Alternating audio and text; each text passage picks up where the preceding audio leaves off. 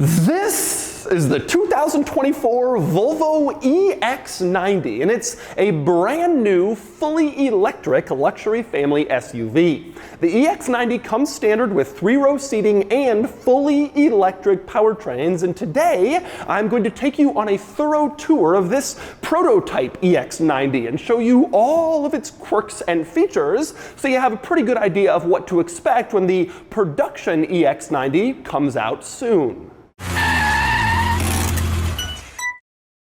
Before I get started, be sure to check out Cars and Bids, which is my enthusiast car auction website for cool cars from the modern era with free listings. You can list your cool car for free and auction it on Cars and Bids. And you should, because we've had some great sales recently, including this Toyota pickup camper, which sold for $41,000, this 6-wheel Jeep Wrangler, which brought $75,000, and this wonderful Audi R8, which sold for just over $70,000. If you're looking to buy or sell a cool enthusiast car from the modern era, the 1980s and up, Cars and Bids is the place to do it. With daily auctions, great selection, and free listings, check it out, carsandbids.com.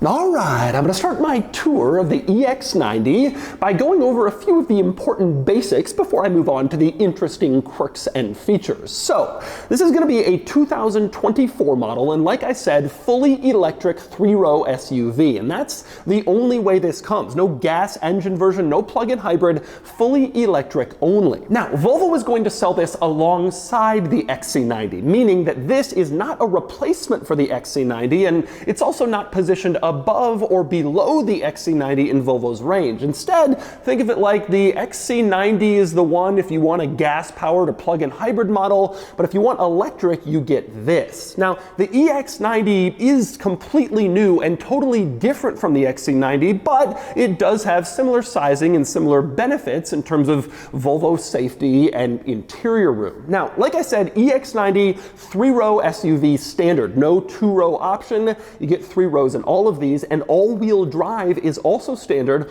on all EX90 models. In terms of going on sale, Volvo says that EX90 goes into production later this year at its facility here in Charleston, South Carolina. So these will be built right here in the United States, and it should reach dealers end of this year, early next year, again as a 24 model. Currently, Volvo is taking pre-orders for the EX90, but full pricing hasn't yet been announced, so you can't fully order one or configure it, but Volvo says, as a guide, you should be able to get a well-equipped EX90 for under $80,000. As for performance, 2 powertrains will be available from launch, both fully electric. The top spec one has around 500 horsepower, or you can get the base spec version with around 400 horsepower, both pretty healthy numbers. Now, the EX90 fits into Volvo's brand mission because they plan to launch 1 electric vehicle per year for the next few years, with the goal of being a fully electric brand by 2030, which is not really that far off. Volvo's going to be one of the first automakers to make that full electric transition. But anyway, let's move on to the quirks and features of the EX90. There are surprisingly quite a few interesting ones, starting with the headlights. Now, this running light design is similar to current Volvo models. They call it Thor's hammer. And it kind of does look like a hammer. But the interesting part is, you look at it here and you don't see the headlights, just the running light. Where have they hidden the headlights? The answer is behind the central part of Thor's hammer. It actually opens up, it splits apart and reveals the headlights. This car effectively has modern day equivalent of pop-up headlights, just all integrated into this headlight assembly. And this running light split to reveal the headlight is even included in the welcome sequence. When you walk up to the car, you can see it here. It welcomes you by kind of winking at you and showing you a preview of the headlight, which is interesting to see. And next up, our next interesting quirk is right here at the top of the windshield, where you have this little hump, and it has a panel in front of it, almost like a screen. It kind of looks like a taxi light that's been integrated into this vehicle permanently. That is where Volvo has stored this car's LiDAR sensor. It's positioned in here and it's looking out hundreds of feet ahead of the car, always scanning for potential objects that could cause a safety risk or an accident or a risk to the vehicle. And that's what this contraption is. Now you might be wondering, what happens if it snows or it gets dirty or muddy and this gets covered and then it can't see anymore? Volvo, of course, has thought of that. In fact, they've integrated little washer sprayers into the end of the windshield wipers. So as the wiper goes across the windshield, it can spray upwards and spray the LiDAR sensor in order to make sure it always stays clean and can always see ahead. Now, one of the main stories with the EX90 is its level of technology, and specifically driver assist and safety technology. This LiDAR sensor is paired with an enormous number of other sensors throughout the vehicle. Volvo says 5 radar sensors, 8 exterior cameras, and 16 ultrasonic sensors, all of which work together to monitor things going on at any given moment to make sure the car is always safe. Volvo also tells me that all of this stuff combined means that the EX90 is ready for autonomous driving from a hardware perspective. We're just waiting for the software to catch up. But when it does, this vehicle can be equipped to drive autonomously with all of its sensors and cameras. But as advanced as the EX90 is, it also has a bit of a silly side. You ever go to the store and you want to buy something big and you're not sure if it's going to fit inside your vehicle? Well, the EX90 has a little diagram on the inside of the tailgate that shows dimensions of the cargo area. You can see it here. It shows the width of the cargo area and also the height, and then it shows the length to each row of seats. So the back with the seats folded, etc. All of that is printed on the inside of the tailgate. So if you're wondering if something will fit, you can just check here. And if you're wondering before you buy it, well, take a picture of it and then go into the store and measure what you're trying to buy. Also included in this diagram are little images of all the things, I guess, that you can fit in the back of an EX90. Actually, a kind of useful thing to have there. But anyway, with the tailgate up and looking into the back here, you can see the third row, which again is standard in this car. You also have pretty good cargo space behind the third row. The EX90 isn't exactly huge, but it's a good job of packaging where you do have some space even if you have people sitting in all of the seats. Also worth pointing out, if you do want a little bit more storage back here, you can always lift up the floor. You get some underfloor storage for even more space without folding down the seats. But if you do want to fold down the seats, it's easy to do. You have little buttons over on the side of the cargo area for L and R. Of course, you just press them and then the seats go down, and individually. So you can put one seat down for more cargo space and have someone sitting in the other seat if that's what you need. These buttons will also raise the seats back up again, so you don't have to do any manual labor at all. Just push a button and it goes. Now, also worth pointing out, the EX90 has air suspension, just like pretty much every vehicle like this, but you can raise or lower the rear end with buttons in the cargo area as well. In case you want to get something really heavy back here, you want it a little lower, you can lower it to make it easier to lift your heavy item inside. Also worth pointing out back here, one interesting item on the outside of the rear of the EX90 is the tail light design. You can see they make this sort of C shape around the tailgate. Looks pretty good, similar to modern Volvos. The interesting part is going up vertically the sides next to the rear window. Volvos have always kind of been known for having these vertical taillights going back to wagon models from the 80s and 90s, and there's modern Volvos with modern interpretations of this, and here is the newest version of the Volvo vertical rear taillights. And speaking of design, let's talk about the exterior of the car. First, generally, it is beautiful. Just like all modern Volvos, Volvo has really nailed design. It looks gorgeous for a 3-row family SUV, clean, simple, perfectly proportioned, like a lot of Volvo models. No real surprise here, but it is really attractive. However, there are some interesting quirks and features worth noting on the outside. For one thing, the wheels, 22-inch wheels on this particular version, and the wheel cover is odd. This is indeed just a cover. cover. You can see it's mostly flat for aerodynamic purposes to help extend the range as far as possible, but you can just pull it off if you want to. And if you do, living underneath are your lug nuts. That's where you'd actually unscrew the wheel if you need to take it off. But with the cover on, you can't see them. More interesting though, there's no center cap. Because this is just a decorative cover, you don't have a thing in the middle that even says Volvo. I can't remember the last time I saw a car that didn't have its brand name in the center of its wheel, but you do have it on a spoke, as you can see, Volvo proudly displayed. Also interesting on the outside of the EX90 is the door handles. You can see when the doors are locked, they are flush with the body, like so many modern cars. Helps for aerodynamics, and frankly, it makes the car look better. But when you unlock the doors, they pop out to make it easier to grab and then open the door. Now, a lot of people have raised some questions about this, because if it's icy or snowy, are they really still gonna pop out, or will they just stay stuck and you can't get into your car? Volvo, being from Sweden, they have thought of this concern, and so even when the door handle is flush against the body, you still have this little lip that you can use to stick your hand in and manually open the door, just in case the motor won't open it. Volvo tells me that the pop-out motor should be strong enough to break through ice, but the little lip is there just in case. But anyway, next up we move inside the EX90, where the second row is reasonably large, decent seating space back here even for an adult. Now you can see that this particular second row is equipped in a bench seat configuration. Volvo hasn't announced it yet, but I have to assume that captain's chairs, individual seats back here must be coming, because that's what most people seem to want. But for now, we have this bench. Now, a couple of interesting things back here worth noting. For one, on the door panel, you have an unusual door handle. It's this silver piece. You just pull it forward toward you, kind of lift it, and that's your door handle. A little bit unorthodox. You also have a power window switch back here that's interesting, unusually wide.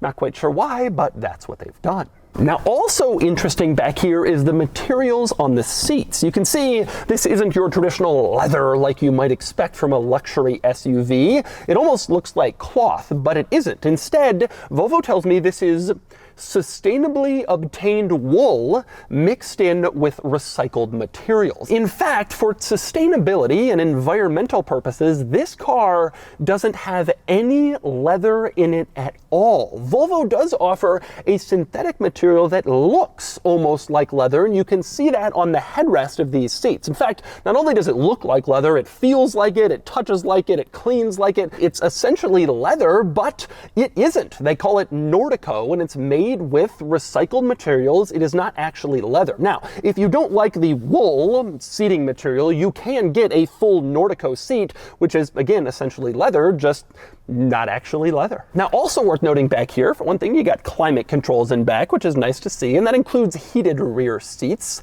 Very luxurious. So another thing you notice when you're sitting back here is the panoramic roof, which is absolutely massive. An enormous piece of glass that covers all three rows. Basically, the entire interior of this car is covered by this giant glass piece, so you can see up above you wherever it is that you're going. Now, as for access to the third row seats, it's pretty easy in this car. You get two options. This latch here allows you to fold the second row seat completely, so you can easily just walk on into the third row, or you can pull on this latch, which sort of folds the seat forward, and then you can slide it forward as well. That also gives you a little bit of third row access without disrupting the seat quite as much. One other interesting third row concept, you can fold the third row seats using these buttons here in the door jamb of the second row. So you open the second row, you want to put the third row up, you don't have to walk to the cargo area, you can do it right here, and you have that on both sides for both third row seats. As for the seats themselves, as you can imagine, it's relatively tight back there in the third row, but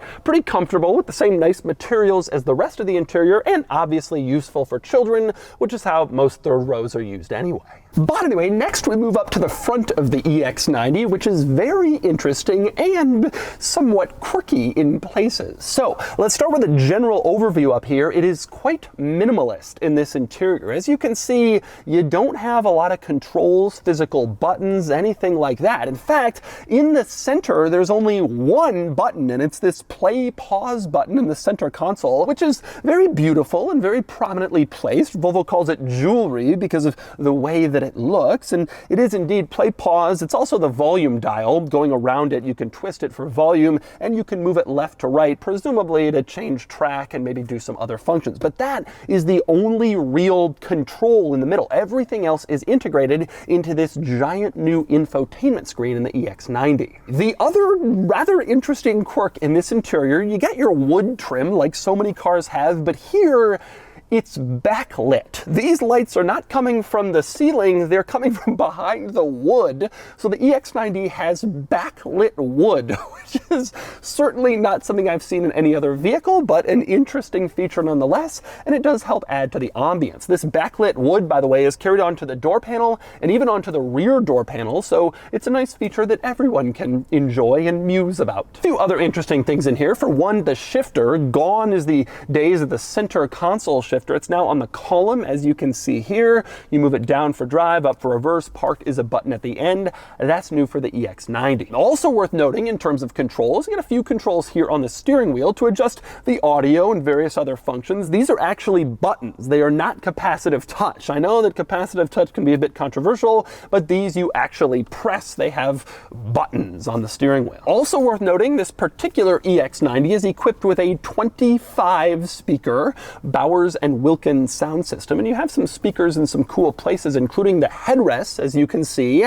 Those are speakers to provide you an optimal sound experience. My favorite speaker, though, is on the dashboard, this cool, like, floating circle speaker looking at you. Very luxurious, very high-end. Also integrated into the dashboard, just ahead of that speaker on this panel, is a camera. And then there's another camera mounted right here behind this panel above the center of the steering wheel. Those monitor the driver, and they work in conjunction with the driver assist technology to make sure the driver is paying attention. So as the car takes over and starts steering, braking, etc., these cameras can monitor the driver to make sure they're also watching as well. And speaking of cool interior technology, check this out. The EX90 has sensors that can monitor inside the vehicle to make sure that you don't leave a child or a pet in the car and potentially cause injury or death, like on a hot day. So if you leave someone in the car, the sensors detect it and they won't let you lock the doors. Instead, a message comes up on the infotainment screen asking,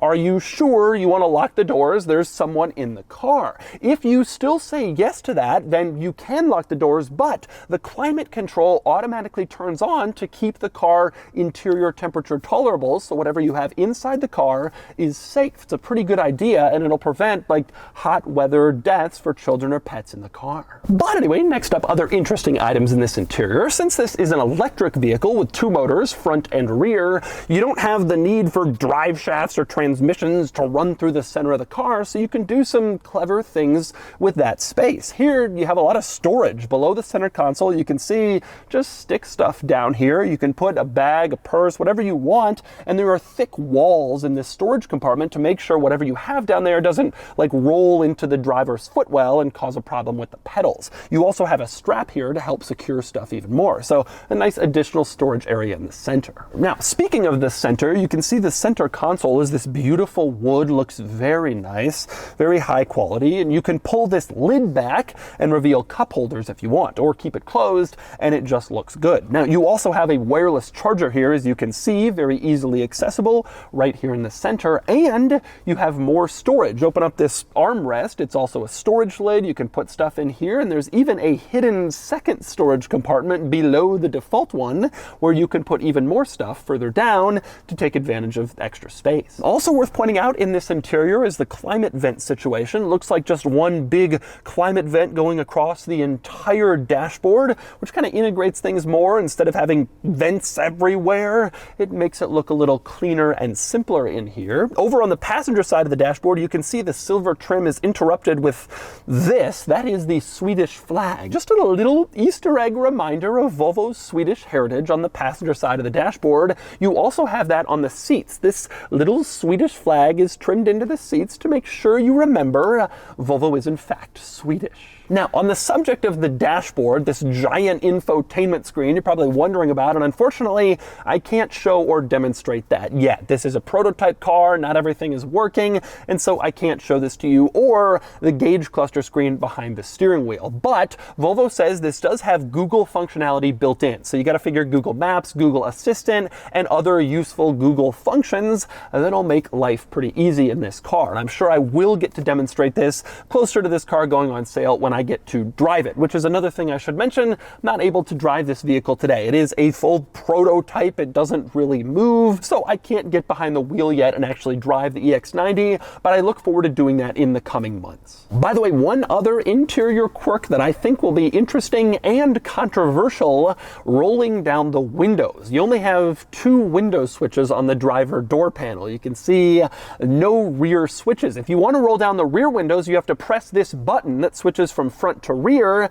and then your same 2 window switches roll down the rear windows. So no 4 switches like most cars, you just have those 2 and a button. And finally, we move up front where you can see the EX90 has a front trunk. This is notable because a lot of EVs are already getting rid of front trunks. Automakers tell me most people don't really use them, but it's nice to have a little extra storage. The Mercedes EQS SUV, surely a competitor to this car, doesn't have one, but the EX90 does, and it's relatively large, not exactly huge, but there is space up here for your charging cables and other stuff that maybe you won't be accessing all that often.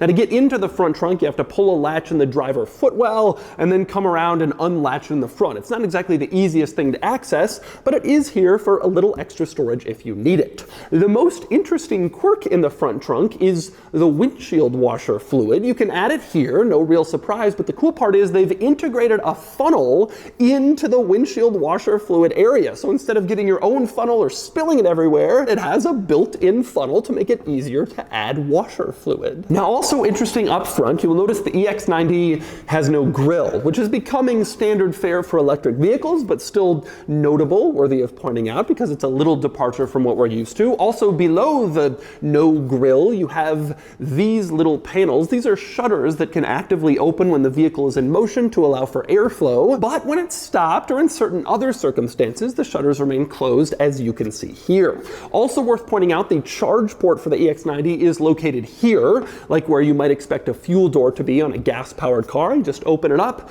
and you can charge it here. And Volvo says the EX90 will also power things, so it can be used as a battery to power like maybe your house or potentially other accessories if you need, like a lot of other electric vehicles are starting to do. It can be powered or it can power. And so that's your most thorough tour yet of the new Volvo EX90. People have wanted fully electric family SUVs for a long time now, but options are surprisingly limited. However, this looks like it's going to be a great entrant from Volvo when it goes on sale later this year or early in 24. Like I mentioned earlier, I can't drive the EX90 yet since it's just a prototype, but I can't wait to get behind the wheel as we get closer to this car's on sale date. For now, I hope you enjoyed the quirks and features of the EX90.